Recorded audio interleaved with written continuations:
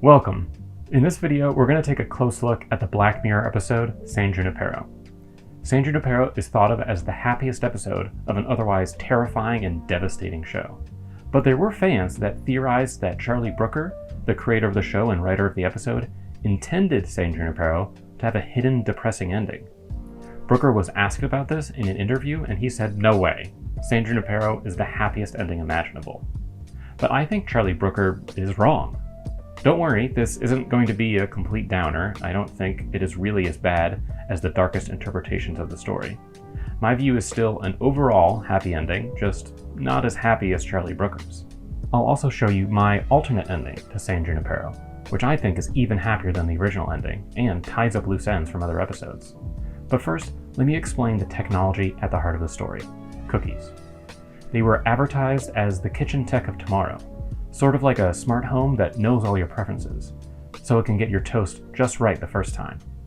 So in the episode White Christmas, Greta signs up to get this installed in her home, which requires surgery. Apparently Greta is such a picky eater that she'd rather get surgery than deal with overdone toast. John Hamm's character explains how the process works. See, what this is a service. We take a blank cookie and we surgically implant it into a client's brain. It sits there just under the skin for about a week, shadowing, soaking up the way this particular mind works. That's why you think you're you. You are you, but also not. So the Greta in the cookie is actually a copy. Let's call her Greta 2. The copy is so perfect that Greta 2 has all of Greta 1's memories, and at the beginning, Greta 2 thought she was Greta 1. But she obviously isn't, because Greta 1 is out there in the physical world living her life. So Greta 2 is just a copy. This technology has improved a lot when we see it again in the episode San Junipero. Surgery is no longer required. All that Kelly and Yorkie need to do is place a small device on their temple. The device lets the user experience the virtual reality environment called San Junipero, and they can choose to continue on in San Junipero after their body dies. They can choose to pass over into San Junipero. The process of passing over seems very simple. A cookie is placed on their temple, and then they are given some medication with an IV that stops their body and brain from functioning. The consciousness is no longer coming from the brain, just the cookie. When I first watched San Junipero, I thought it was the happiest ending imaginable. But then I remembered Greta 2, and realized the Kelly and Yorkie living happily ever after in San Junipero are actually Kelly 2 and Yorkie 2. Kelly 1 and Yorkie 1 died and aren't experiencing San Junipero. It was obvious that Greta 2 is different from Greta 1 because they overlapped. They both existed at the same time. Greta 2 could see Greta 1 and realize that she isn't the one experiencing her life. But in San Junipero, the different versions didn't overlap, so the difference wasn't made obvious. My initial impression of the episode was that the same Yorkie just continued on experiencing San Junipero after her body died. But if it is the same technology that Greta used, what seems to have actually happened is the second Yorkie was created right as the original died. There was no overlap where they both existed, like for Greta. So we aren't confronted with the fact that they are two separate consciousnesses that just have the same memories. Without the overlap to show the difference, Yorkie 1 and Yorkie 2 look like one continuous consciousness. Now, maybe I've made an incorrect assumption about the cookies in San Junipero. Maybe there is something extra to the cookies that means the Yorkie that passed over isn't just a copy. Thankfully, we get some more insight into the technology in the episode Black Museum. We learn about the progression from the early cookie technology to the more advanced. We get a lot of info from Rollo, since he worked on developing the technology. Just because Dawson went lala, neuro research didn't stop. CKR adapted it and fine-tuned it, and Sally wound up with the digital consciousness transfer. So what they call cookies today? Like when they upload old people to the cloud? Yeah, this is way before that. We didn't have that whole immersive VR environment chiseled back then. So Rollo confirms that the devices in San Junipero are also called cookies, and that the cookie technology from White Christmas is the same technology in San Junipero, just with an immersive VR environment. It is called digital consciousness transference. So the only thing being transferred is digital information. In White Christmas and San Junipero, the same things are being transferred. The only difference is where they end up. I find it hard to imagine anyone in that universe would believe San Junipero wasn't a scam after what happened with the earlier versions of the cookies in White Christmas. Here's the history of the product. It was originally sold as a convenient kitchen gadget. Then it was revealed that customers were tricked into creating a copy of their consciousness that was then tortured. The cookies then got human rights, as we see from an Easter egg in the episode Hated in the Nation. So it is fair to assume that there was a big controversy and the products were discontinued. Then, some number of years later, they take the same technology, dress it up in a different packaging, and then sell it as digital immortality. And when people inevitably ask how it is any different from the digital cloning, their response is, "Don't worry, it's been adapted, fine-tuned, with a new immersive VR environment shizzle." If you still think that that technology would let you experience an afterlife, then I have an NFT of a bridge to sell you. Realizing all this is what got me to rethink how happy the ending of San Junipero really is. If you go back and watch the ending sequence of the episode, you can interpret it as subtly dark. It cuts between shots of the casket being lowered into the ground and racks of cookies hooked up to a server farm. It can be interpreted as showing that the Kelly that lives on in San Junipero is a different Kelly from the one whose body is now buried. The music in the background is also the song "Heaven is a Place on Earth." From an atheist perspective, I can see how that could imply it is just wishful thinking to believe that the original Kelly is the one experiencing life after death. Another curious detail is the vanity plate on Yorkie's car. York 1. Why didn't she pick Yorkie as her vanity plate? It's not like there's a DMV in heaven to stop her. It almost seems like a sign that there is more than one Yorkie. But I'm certain that's not what the writer intended. He confirmed this in an interview. The interviewer from Vogue asked, "Have you seen the Reddit theory that suggests Kelly and Yorkie don't really end up together at the end of San Junipero?" Brooker responded, "Yeah, it's bullshit. They do. They have the happiest ending imaginable. What they are facing is a potentially difficult future, because it could be, like Kelly says, it's potentially forever. But as Yorkie points out, they can end it at any time. So it's not a big rainbow sandwich, but what appears to be happening there is happening there. It's them. They drive off into the sunset together. Because why not? Let me explain why it's not. The cookies that take over for people who die only seem like the originals because they don't overlap with the original people. We've seen in White Christmas with Greta that the overlap makes it obvious that they are different people. Just because there isn't an overlap in San Junipero doesn't mean the cookie works differently. It just means that the difference between the original consciousness and the copy is so hidden that even the writer of the episode can't see it when they don't overlap. It just takes a small change in both stories to either hide or reveal how cookies actually work. What if, in White Christmas, Greta 1 actually died during the surgery, and the cookie was sent to San Junipero? It would seem like it is Greta 1 in San Junipero, since the overlap isn't there to make it obvious that she is actually Greta 2. Without the overlap, it seems like they are the same consciousness instead of a copy. And we can do the reverse to the San Junipero story. Two Yorkies can overlap with each other and make them realize that they are copies. Indulge me by letting me show you this alternate ending based on this idea. We pick up the story right before Yorkie passes over to San Junipero. She just got married to Kelly, and Greg is setting up the IV in her arm. Greg also puts a cookie device on Yorkie's temple, but then her hair falls and covers it up. Greg leaves as Kelly enters, and she puts another cookie on Yorkie's other temple. Now both cookies have the same data on Yorkie. They continue on with the procedure as planned, but when Yorkie's body dies, both of the cookies turn on, but don't immediately connect to San Junipero. Kelly picks up one of the cookies and connects it to San Junipero, like in the episode. We'll call this cookie Yorkie 2, but the other one, Yorkie 3, is left behind, stuck to Yorkie 1's temple. Later, Greg finds the other one, Yorkie 3, and finally connects it to San Junipero. Yorkie 3 wakes up in San Junipero and then goes off to try to find Kelly. But when she gets to Tucker's, she sees Yorkie 2 with Kelly. Yorkie 3 is in shock and walks away to be alone with her thoughts. The story could end there and be a much more on-brand Black Mirror ending, but I'll continue it in a minute and give it a happy ending. First, I'd like you to imagine what you'd think if you were in this position. What if you were going to be euthanized, and then 2 cookies would continue running digital versions of your consciousness? Would you anticipate experiencing either of their futures? They will turn on at the same time and are identical, so there's no reason to anticipate experiencing one over the other. And you can't experience both. One cookie would be staring at the other and obviously not experiencing the other's point of view. So the only option left is that you won't experience either of their futures. They are just copies, and your original consciousness ended when your body died.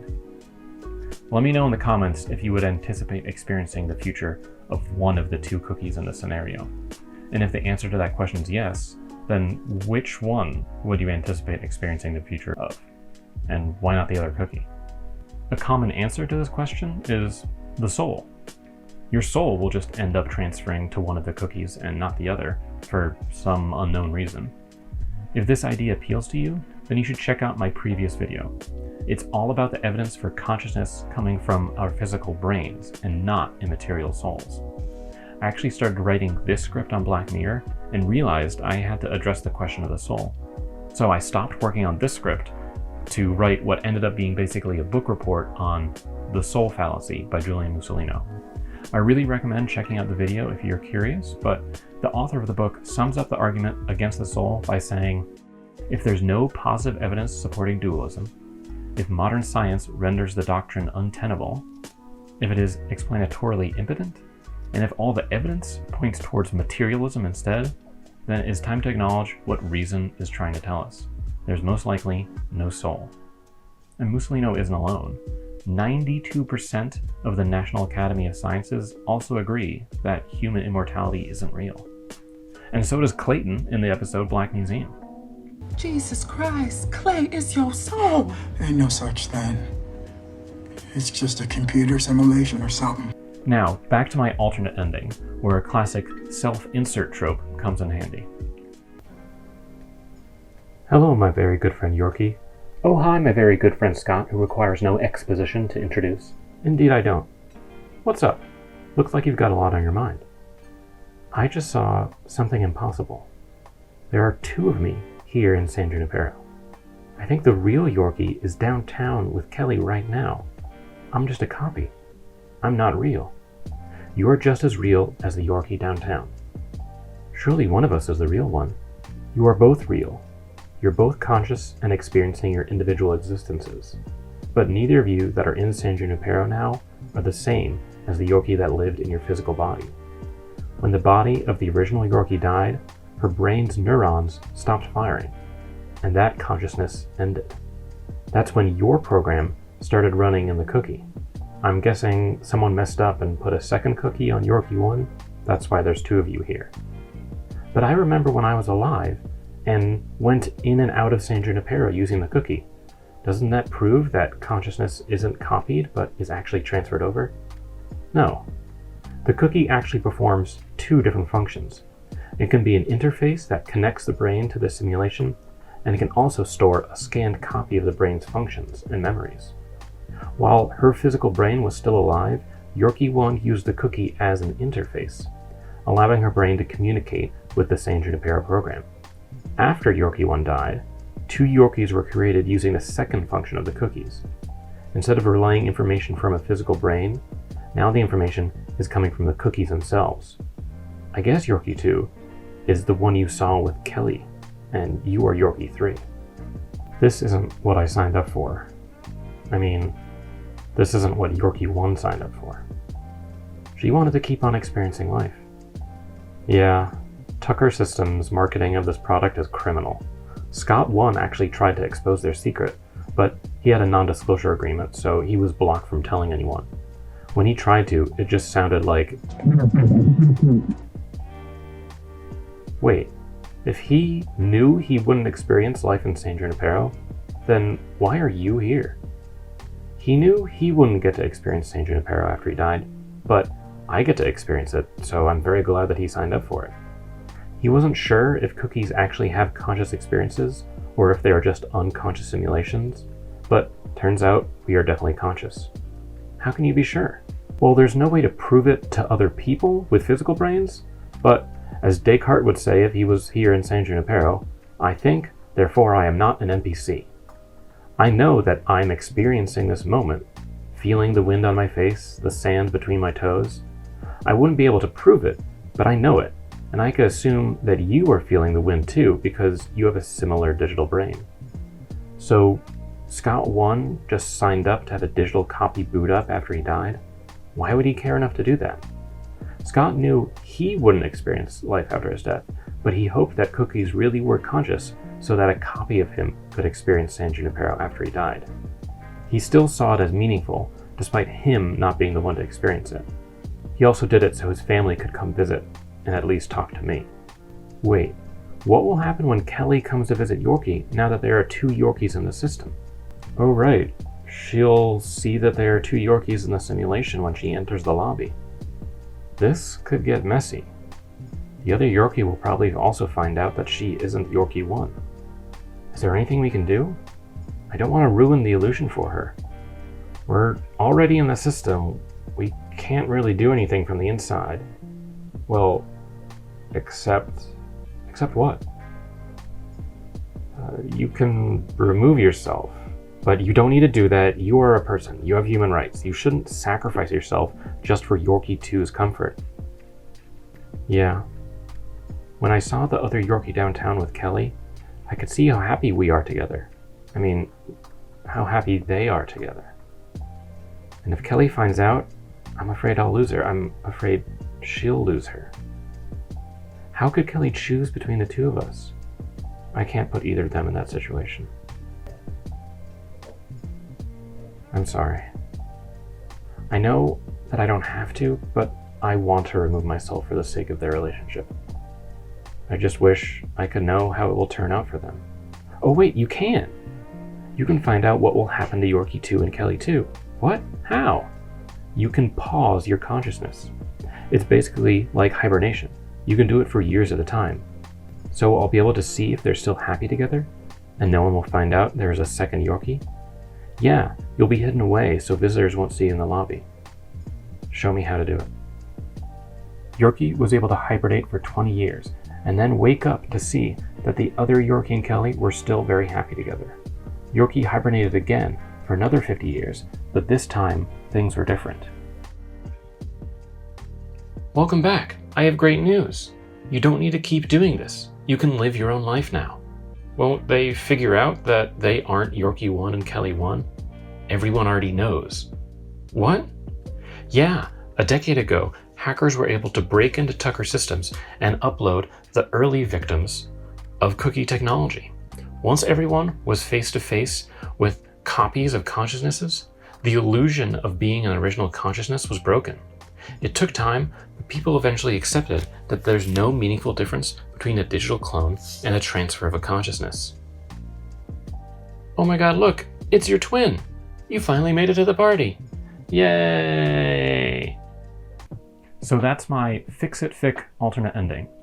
I wanted to show that the technology can still be consistent throughout the stories, while also not making San Junipero into a complete downer. It is certainly happier than the original fan theory that Brooker responded to. That one was the idea that Yorkie passed over to San Junipero, but Kelly chose to just die without passing over. So the Kelly we see at the end of the episode is actually just an unconscious chatbot created merely to entertain Yorkie in the simulation. That sucks since Kelly wasn't able to let herself be happy, and Yorkie is living a lie, so I can see why Brooker rejected it. Brooker said that the real ending was the happiest ending imaginable. Both of them passed over and rode off into the sunset together. So my interpretation is somewhere between the two on the happiness scale. In this alternate interpretation of the ending, Kelly and Yorkie are actually together. It just isn't Kelly 1 and Yorkie 1, like Brooker thinks it is. It is Kelly 2 and Yorkie 2. They have all the same memories, but just aren't the same consciousnesses as Kelly 1 and Yorkie 1. My alternate ending story then becomes the overall happiest ending, in my opinion, because of the happy endings for the cookies from the other episodes. Angelica 2, Carrie 2, and Greta 2 get control of their lives back, and Nanette 2 gets her back. Let me know in the comments which version of the story you think is the happiest, and which one you prefer. Now, an interesting question is, what if the transfer isn't done all at once? What if slowly, one at a time, neurons were replaced in the physical brain with a digital neuron in a cookie? When would the original consciousness die exactly? When would Yorkie 1 become Yorkie 2? When 10% of the brain is replaced? Maybe 50%? It is very hard to draw the line because this is actually similar to real-life biology. All the cells in the human body are replaced multiple times during our lives. Individual neurons in the brain stick around, but the proteins that make them up are all replaced over time. So not only are the Yorkie and Kelly at the end of San Junipero just copies of the original, so are we. We are essentially copies of our younger selves, just copied one cell and protein at a time. But this is what makes the ending happy, or at least not sadder than reality. Yorkie 1 has just as much reason to anticipate experiencing the life of Yorkie 2 as we have of experiencing our own futures. So Yorkie 1 isn't missing out on anything. This is quite a confusing claim, I know, and certainly not one I can do justice without doubling the runtime of this video. But I've got good news. The entire rest of my channel is all about this idea. I've got a video that talks about how the self evolved, and another that talks about how the brain makes us feel like we are a separate soul controlling a brain. Please check them out if you're curious, and thanks for watching.